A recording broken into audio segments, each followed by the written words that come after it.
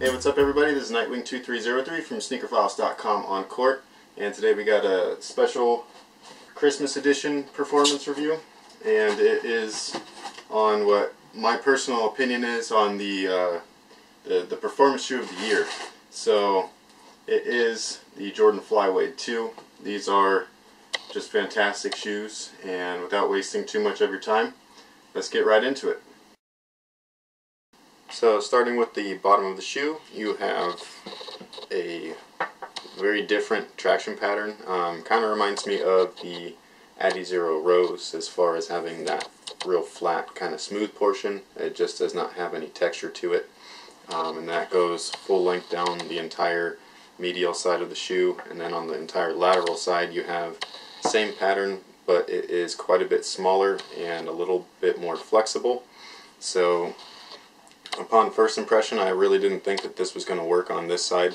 It did its job perfectly from a front to back standpoint. The rubber is fairly soft and flexible, so the angle in which that these design pieces are cut are somewhat at an angle, so it does grip to the floor quite a bit while you're stopping in a front to back direction. Rolling around screens, cutting, especially putting a lot of pressure or weight on it with a rapid speed. It did have you slide a little bit. Luckily the rest of it right here caught you, as long as you were able to put up most of your pressure on the outside of your foot here. So it did stop it. It was just a little slip, just enough to kind of like just move the foot barely. It wasn't as bad as what I had initially had assumed, and I really liked it. The one thing though that I will say is that if they would have used this smaller traction the entire way, it would have been just almost perfect. And then also if they would have extended that to the outrigger itself as well, like they did with the heel where it goes all the way to the end, I think that would have just set it off very nicely, and it would have worked a lot better than it actually did. Not that it didn't work, it just that it would have been a lot smoother as far as your grip. So there is texture on the outrigger, which is nice. When it wears off, it shouldn't pose too much of an issue, mostly because this is still here. But you know, overall, I thought that the traction was pretty darn good, given that it's not herringbone or any sort of traditional type of pattern. It does look kind of crazy and it looks a little scary, but it did not fail on court, and I actually enjoyed it. So traction, it wasn't perfect by any means. It could definitely use improvement, but it definitely worked out on court. So the cushion itself is Lunar Lawn. This is the second time that the Nike Corporation, with Jordan Brand included, has used this type of cushioning in a basketball product. The first one was with the Lunar Hyper Gamer, both of which are very similar as far as their build, their materials, and things like that. Lunar Lawn, this is the first time I've played in it, and when I first tried it on, I really didn't know what to think. It was kind of bouncy, and I just wasn't sure. It was just one of those things where you try it on and you're just kind of speechless as far as like the actual feeling that it gives you. It definitely is cushioned. From what I gather, Lunar Lawn is just lunar foam and Phylon mixed together, and then they, I assume, created the entire midsole out of that material. So I haven't noticed any bottoming out right now. I haven't had any issues whatsoever with the cushion itself. I actually prefer, if you recall my Adizero Rose and the Crazy 8 reviews, I just really have been starting to prefer a more foam-based cushion.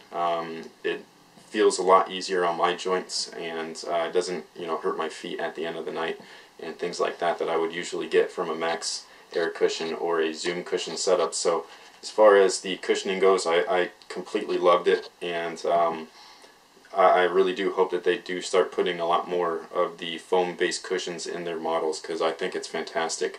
The insole itself, it is Ortholite, and it's a much thinner Ortholite setup. The coolest part about it is that this really molds to your foot.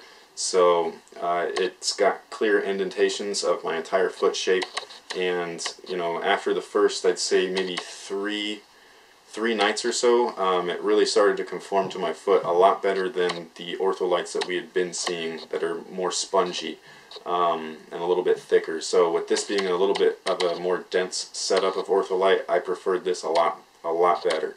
You know, overall the cushion for me, it was phenomenal. I just love foam-based cushions, and you know, not to knock anything like Zoom Air or anything like that, which I still enjoy, but for me personally, foam cushion, I just really like it right now, and those are the cushion setups of my choice at this point in time. So material and fit. Material, it's comprised of entirely fuse base upper, and it's a little bit thinner than your typical fuse that you'd seen with the first Hyperfuse, and even a lot thinner than what was used on the LeBron 8 postseason. It's pretty flexible. It has a lot of give to it. It does have a slightly narrow fit, especially right here at the front of the toe box area. You kind of have to get used to lacing these up a little bit differently. The first few nights I'd lace these up like I usually would, which is just real tight, and I'd start like pinching portions of my foot right here, and then my feet would fall asleep while playing in them, or they'd get kind of numb. So basically what I'd started doing was I just let these lace up just pretty much naturally as far as my foot shape in the shoe. I would just pull the strings just enough to where the material would cover that area, but not a full-on pull. Up at the top portions here, right at the last few eyelets, those are the areas where I'd really pull it as tight as I usually would, and that really kept that heel locked down in there. So just a little tip, just kind of lace these moderately, and then from about here back, that's where you'd want to lace them up properly, and it'll really, you know, keep that shape. They took a beating, and the fused material is just, it's fantastic in this setup. There's even a toe bumper here to protect the material, even though the material is really tough, and the toe bumper really got messed up too, so I'm glad that was on there. As far as the actual fit goes, like I was saying, the forefoot area a little bit tight. You know, when it flexes though, it's perfect. That little cut in the ridge here, and it's shaped. Usually you'll get a straight across cut, and this one's shaped at a somewhat of a U shape. So when you flex that foot, that's right where your flex point is, and it flexes with your foot perfectly, which is something that I really enjoyed. No bunching. No real pinching after I figured out how to actually lace them, and I thought it was great. Inside of the shoe, in the heel area, you have those little notches, and that again just cupped your Achilles area, made it so that the shoe was not able to slip in and out, or your heel I should say. And once this was tied up completely, it just totally hugged the entire area and conformed to my foot shape, which I thought was fantastic. So materials, I really liked them. The fit, loved it.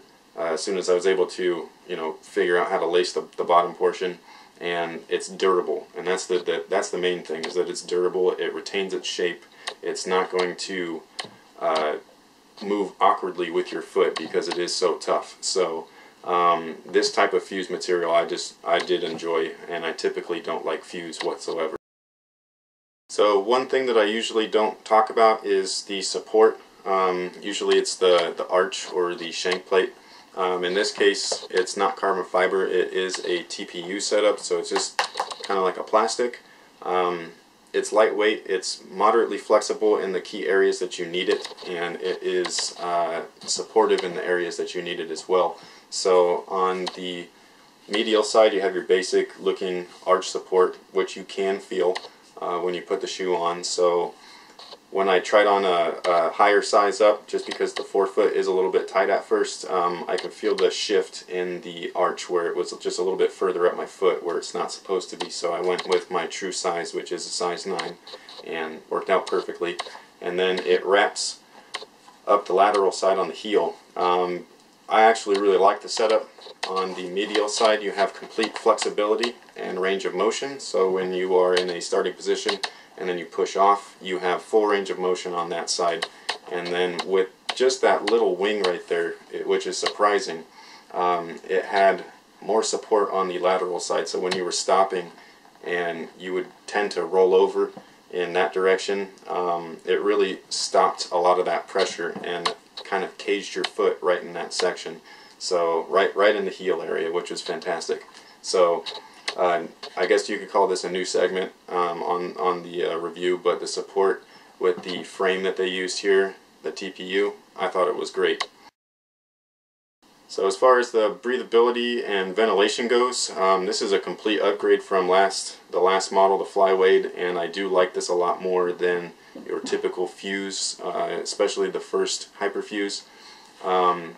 Basically, the entire inside is completely breathable. There is, no space in which that is being blocked by the ventilation holes here, which is fantastic. You might be thinking, well, there's the full inner sleeve. It's actually thin enough to where you can literally see through this if light is shining through there. In my perspective, if light is coming through a material, that means that the heat and moisture, it will come through as well. Even in the lower sections, there's a thin layer of double mesh right at the bottom section right here of the fuse, and that didn't restrict any breathing or ventilation as well.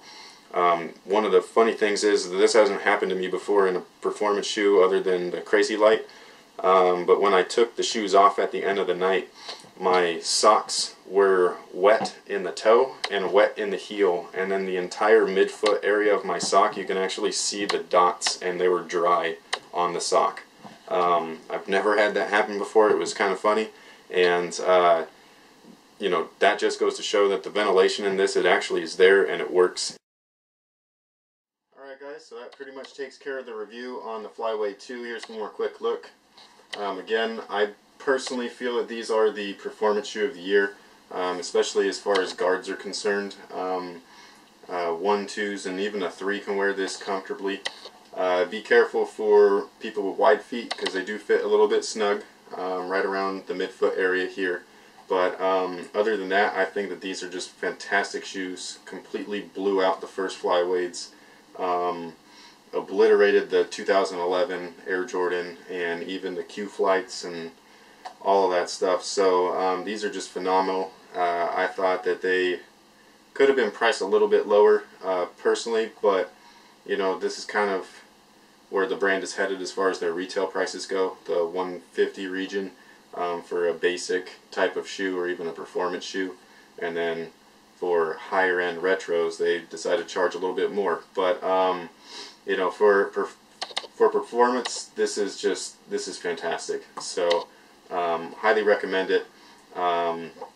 Definitely try it on in store and make sure that they fit comfortably, because it might not fit all people's feet. Everybody's foot shape is different, and other than that, that's pretty much it. So thank you guys for watching. Thanks for all of your support this year. I really appreciate it. Merry Christmas, Happy Holidays. I